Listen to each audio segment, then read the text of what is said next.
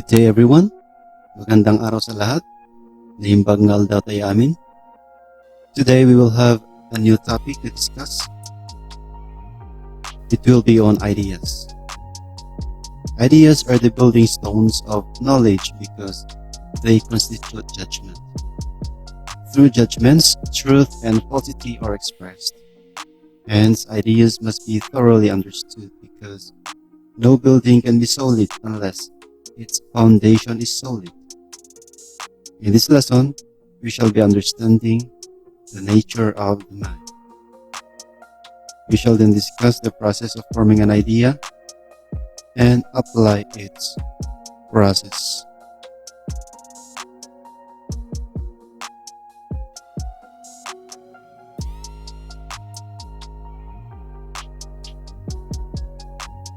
So, how ideas are formed? We can actually answer this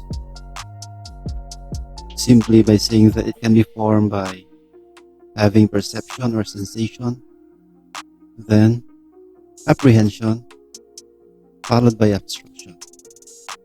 Undergoing those processes will result in having idea or ideas. So we shall be discussing the same process. First, in order to have an idea or to form an idea, there must be perception or sensation. So what do we mean by perception or sensation? It means that there shall be an encounter between the subject and the object. This means that the object must pass through the senses of the subject. Again, when we say subject, that is the thinker, and the object, these are the things around the subject that can be subjected to his or her senses in order to have or to form an idea. Second, simple apprehension.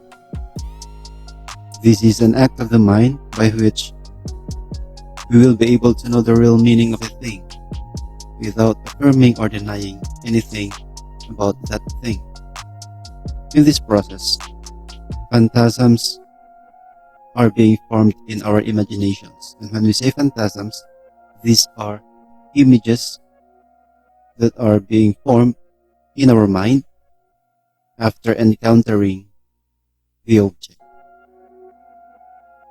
Then the next process and the last one is abstraction. Abstraction is a mental process for the formation of an idea, which includes picking up from or drawing out from. So let's try to understand this process by having an example.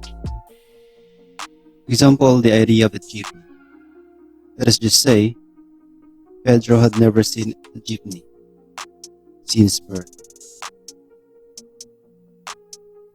So, hindi pa nakakakita ng jeep si Pedro. Sa pagpunta niya sa Tabuk City, nakakita siya ng jeepney. So, Pedro sees a jeepney for the first time in his life. That is now under perception or sensation because there is an encounter between the subject. The subject is Pedro, the agent, or the thinker, and the object is the jeepney. So this is the first of the 3 steps. This is a prerequisite. Kaya we cannot proceed to number 2 without this one. And second, after encountering the object, Pedro describes the jeepney and forms an image in his mind. And when we say image, that is the phantasm. So Pedro could probably say, a jeepney has 4 wheels with a driver. It has a capacity of at least or around 20 to 25 persons. It is around 5 meters long, 2 meters wide, and 3 meters high. Kaya nagkaroon na si Pedro ng image ng isang jeepney sa kanyang isipan. That is simple apprehension. So nagkaroon ng encounter or experience. Sumunod, nagkaroon ng idea sa kanyang isipan or imahen. Then, pangatlo, we have the abstraction. The idea of the jeepney is formed in Pedro's mind.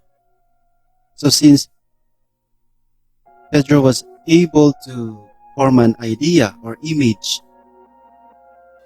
in his mind, when he goes home, pag uwi niya sa kanila, pwede niyang ikwento sa iba. Dala-dala niya yung nakita niya. He was able to save it in his mind. The idea of the jeepney. So that when he is asked, what is a jeepney? So meron na siyang isasagot kasi nagkaroon na siya ng encounter, nagkaroon na siya ng imahen sa kanyang isipan at na-record na ito sa kanyang isipan. So, this is the simple process of forming an idea. So, step by step yan. Ulitin ko, mauna yung perception or sensation, followed by the apprehension, and then abstraction. I hope that is clear.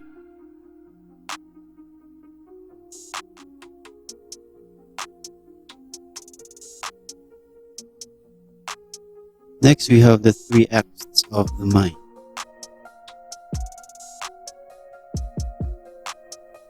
We have simple apprehension, judgment, and reasoning. And we already describe or define what apprehension is. That is the act of the mind by which we understand things. And then judgment, the same act of the intellect or mind, affirming or denying one idea with another. And when we express it orally, it is called proposition. So you have an example here. Socrates is an ancient Greek philosopher.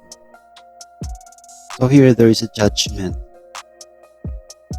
There is an affirmation that Socrates is an ancient Greek philosopher. So always remember that in judgment, you either deny or affirm an idea.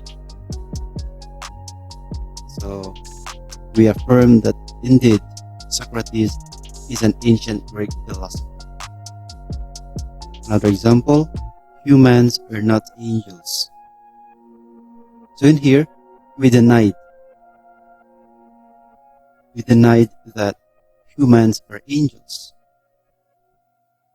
So that is another judgment. Another one, persons are not things. There is a denial again here. We deny that persons are things. So that is judgment. Number 3 is reasoning. Reasoning is an act of the mind by which we gain new truths from what is formerly assumed to be true. And this is expressed through argument or syllogism. And when we say syllogism or argument, that is combining sentences or propositions to form a new judgment. Under proposition, there is only one statement or expression of judgment. Whereas in reasoning, there is a combination of such judgments in order to infer a new judgment or idea. For example, first judgment is all philosophers are good thinkers. So that is our first proposition that is assumed to be true. Second one, Jean-Paul Sartre is a philosopher.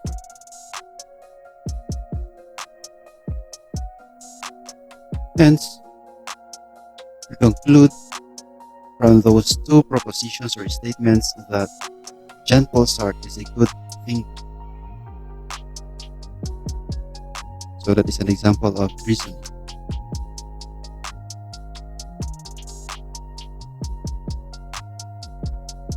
Another one. All men are rational beings. So there is an expression of judgment. We affirm that all men are rational beings. And Peter is a man. We affirm that Peter is a man. And we come up with a new idea or judgment that Peter is a rational being. So these are the three acts of mind. We also have the two logical properties of an idea. We have comprehension and extension. And when we say comprehension, this is the sum total of the thought elements or conceptual features contained in an idea.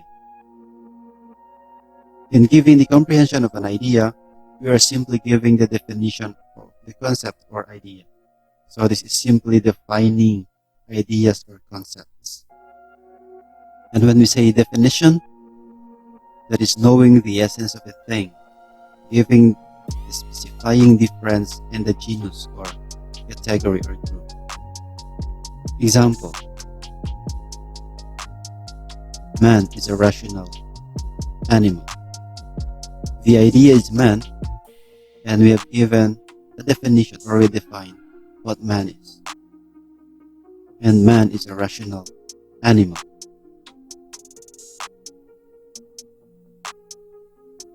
So rational animal is the comprehension. We can further say that man is a being that is substance, bodily, loving, sentient, and rational. So let us contrast with extension. When we say extension, this is the sum total of all individuals and groups of beings to which an idea can be applied.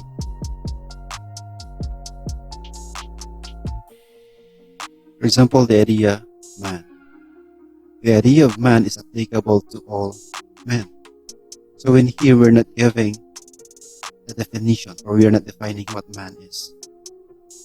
We are actually asking for, we are looking for the applicability of the idea man.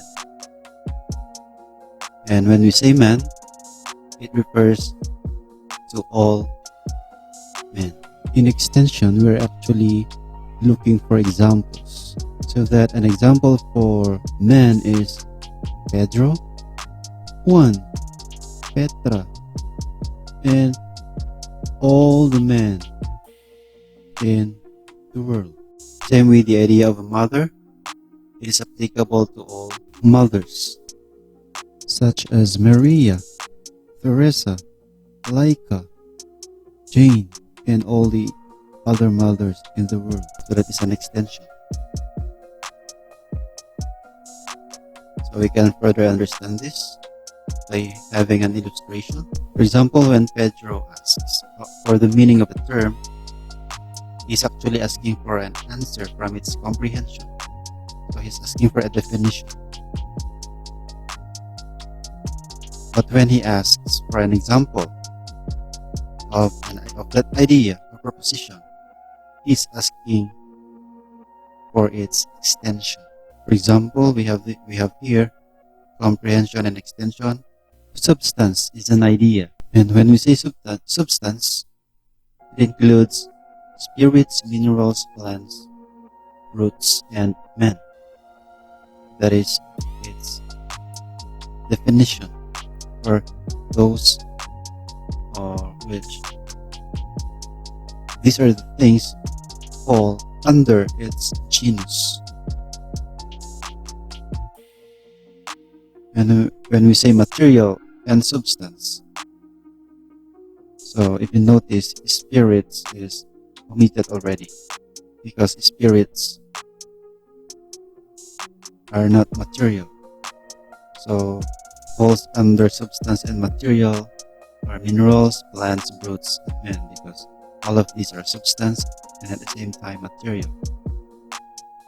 And when we have living material substance, minerals is omitted because minerals are not living.